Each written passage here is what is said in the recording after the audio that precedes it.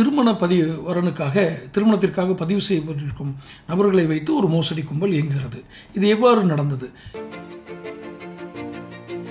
இதில் ரியலாக தன்னுடைய ஸ்டேட்டஸ் என்னன்னு போடுறாங்க பார்த்தீங்களா, ஒரு கவர்மெண்ட் ஆஃபீஸர், நான் அப்படி இருக்கேன், அதை குறி வச்சு தான் இவங்களுடைய இதே நடக்குது.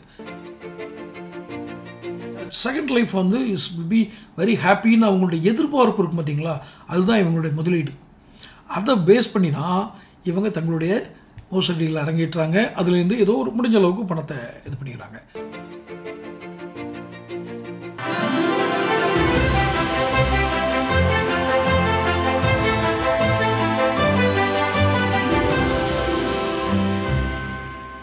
வணக்கம் தமிழகம் டைம்ஸ் நேயர்களே. சைபர் கிரைம் இணையவழி மோசடி விழிப்புணர்வு வீடியோக்குள்ள இது அடுத்த கட்டம். முதல் ஒரு வீடியோ போட்டிருந்தேன். ஒரு 19 சிறுவன் எப்படி இந்திய தேர்வாணையம், அமெரிக்க விசா அமைப்பு, அமெரிக்க பல்கலைக்கழகம் என்று ஏமாற்றினார் என்று. இதே நம்மளுடைய சேனலில் இருக்குது, அதையும் பாருங்கள். இதுக்கு முந்தைய வீடியோ போட்டிருந்தேன்.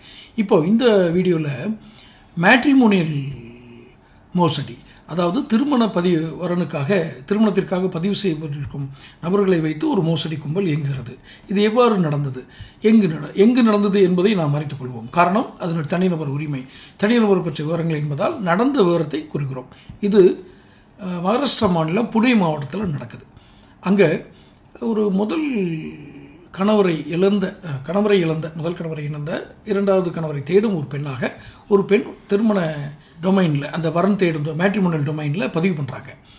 அப்போ அவருக்கு ராஜேஷ் அப்படிங்கிற பேரில் ஃபாரின்லேருந்து, அமெரிக்காவிலேருந்து வச்சுக்கோங்களேன், ஒரு இது வருது, அழைப்பு. நான் வந்து இந்த மாதிரி பெண் பார்க்குறேன், செகண்ட் மேரேஜ்னாலும் பரவாயில்ல அப்படின்னு. அப்போது தன் மகளுக்கு வந்து ஒரு நல்ல வாழ்க்கை அமைஞ்சராதான் நினைக்கிற எந்த தகப்பனும் ஏமாறும் முதல் இடம் நம்பிக்கை வைப்பது தான். அந்த தந்தை முழு நம்பிக்கை வைக்கிறார். நம்புவதை தவிர அவர் வாழ்க்கையில் வேறு வழி இல்லை. அவருக்கு வாழ்க்கையில் மகளோட 2வது திருமணம், நிறைய காம்ப்ரமைஸ் பண்ணி ஆகணுன்ற மூடில் இருப்பாங்க. இதைத்தான் அந்த கும்பல் குறி வைக்குது. அப்போ அந்த பெண்ணுக்கு வந்து நான் கல்யாணம் பண்ணிக்கிறேன்னு அவர் சொல்கிறாரு. சரி, இதுக்கு என்னென்ன பேசணும் வைக்கணுன்றதெல்லாம் முடிவு பண்ணி ஒரு மேரேஜ் டேட்டும் ஃபிக்ஸ் பண்ணி அவர் அங்கேருந்து வர சொல்கிறாங்க. மாப்பிள்ளையே. அப்போ மாப்பிள்ளைங்கிற ராஜேஷ்ங்கிறவர் வர்றதுக்கான ஒரு டேட் குறித்து இன்றைக்கி நான் வந்துடுறேன் அப்படின்னு சொல்லிடுறாரு. இதெல்லாம் எங்கே நடக்குது, உண்மையிலே ஒரு அமெரிக்க மாப்பிள்ளையா, இதெல்லாம் வேறு. முதல்ல நம்புறாரு, அவங்க வரேன்றாரு. ஸோ இது வரைக்கும் நம்ம சந்தேகப்படுறதுக்கு ஒன்றும் இல்லை. அப்போ அவர் என்ன சொல்கிறாரு, நான் வரும்போது பெண்ணுக்கு வைரங்கள், தங்கம் எல்லாம் நான் வாங்கிட்டு வர்றேன்.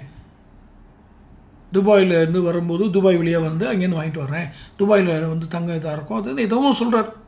பெண்ணுக்கு வைரங்கள், வீடு, அது நகைகள்லாம் வாங்கிட்டு வரேன் அப்படின்னு சொல்கிறார். அப்போ நம்ம பொண்ணு மேலே இவ்வளோ அக்கறையாக மாப்பிள்ளை இருக்காருங்கிற சந்தோஷத்தில் இந்த பெண்ணோட தகப்பனார் வரவேற்க காத்திருக்காங்க. அப்போ ஒரு நாள் அவர் வர்ற டேட் என்னைக்கோ அன்றைக்கி வந்து ஒரு ஃபோன் வருது. அந்த பெண்ணோட அப்பாவுக்கு, ஐயா நாங்கள் இந்தியன் கஸ்டம்ஸ், இந்திய சுங்கத்துறை அதிகாரிகள், நாங்கள் டெல்லி விமான நிலையத்திலேருந்து பேசுகிறோம். இது மாதிரி ராஜேஷ்னு ஒருத்தர் வந்து இங்கே வந்திருக்கிறாரு. அவர் உங்கள் பெண்ணோட திருமணத்திற்காக இவ்வளவு நகைகள், இத்தனை வெயிட் உள்ள நகை, வைரங்கள்லாம், டைமண்ட்ஸ்லாம் வச்சுருக்காரு. அது உங்கள் மகள் திருமணத்துக்கு கொண்டு வந்த சொல்கிறாரு, உண்மையா அப்படின்னு கேட்குறாங்க.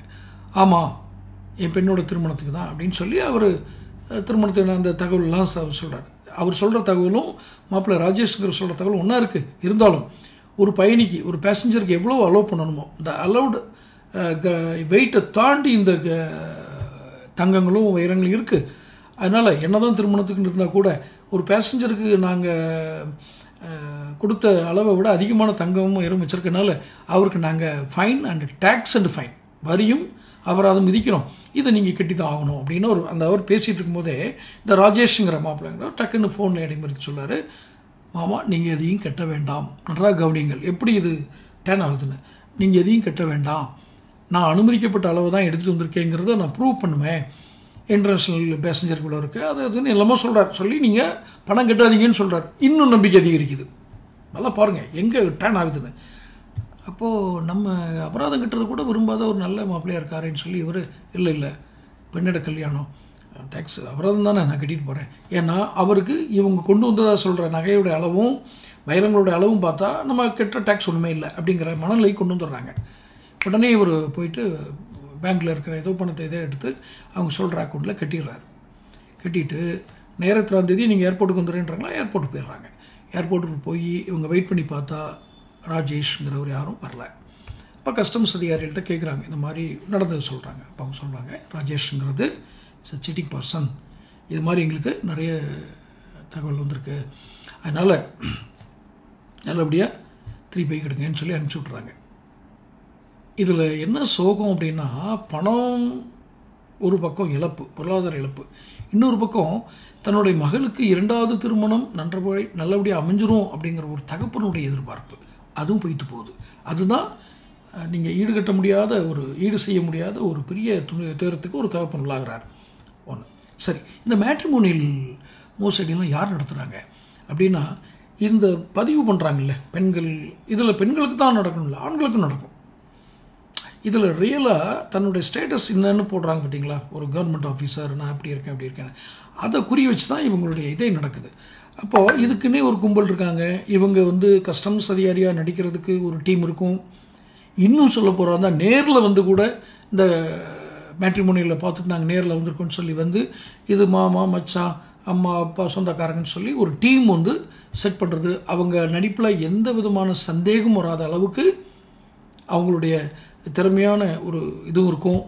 திறமைன்னு சொல்ல முடியாது, இருந்தாலும் சொல்கிறேன், நம்பக்கூடிய அளவுக்கு அவங்களுடைய செயல்பாடுகள் இருக்கும். ஸோ இப்படி ஒரு மேட்ரிமோனியில் குறி வச்சு ஒரு கும்பல் நடக்குது. இது ஒரு சைபர் கிரைமில் ஒரு டைப். இது அப்போது மேட்ரிமோனியில் குறி வச்சு நடக்கிறது நான் ஏன் விழிப்புணர்வில் சொல்கிறேன் அப்படின்னா, அதிகமாக இந்தியாவில் இருக்கக்கூடிய இந்திய மையமாக கொண்டக்கூடிய மேட்ரிமோனியில் இந்த விவாகரத்தானவங்க டைவர்ஸ் பண்ணிக்கணும், கணவனை இழந்த விடோஸ், இவங்கெல்லாம் நிறைய பதிவு பண்ணி வச்சுருப்பாங்க. இந்த செகண்ட் லைஃப் அப்படிங்கிறத நோக்கி, இந்த செகண்ட் லைஃப்பை சேலஞ்ச் பண்ணுறமா, second life is be very ஹாப்பின்னு அவங்களுடைய எதிர்பார்ப்பு இருக்கும் பார்த்தீங்களா, அதுதான் இவங்களுடைய முதலீடு. அதை பேஸ் பண்ணி தான் இவங்க தங்களுடைய மோசடியில் அரங்கேற்றாங்க. அதுலேருந்து ஏதோ ஒரு முடிஞ்ச அளவுக்கு பணத்தை இது பண்ணிடுறாங்க. ஸோ மேட்ரிமோனியல் டொமைன் பொறுப்பாகுமா அப்படின்னு கேட்டிங்கன்னா, இருக்கிற விவரங்கள் சரிதானா அப்படின்னு பார்ப்பாங்க. இப்போ ஒருத்தர் ராஜேஷ்னு போட்டிருக்காருன்னா, ராஜேஷ்ங்கிற போட்டாவும் அவருடைய ஒரு உதாரணத்துக்கு நீங்கள் ஆதார் பதிவு பண்ணுங்கன்னா ஆதார் பதிவு பண்ணி வச்சுருப்பார். ஆதாரில் இருக்கிற போட்டோவும் ராஜேஷும் ஒன்றா, அதில் பேரும் இதுவும் ஒன்றா, முகவரியும் இதுவும் ஒன்றா, இவ்வளோ தான் பார்க்க முடியும்.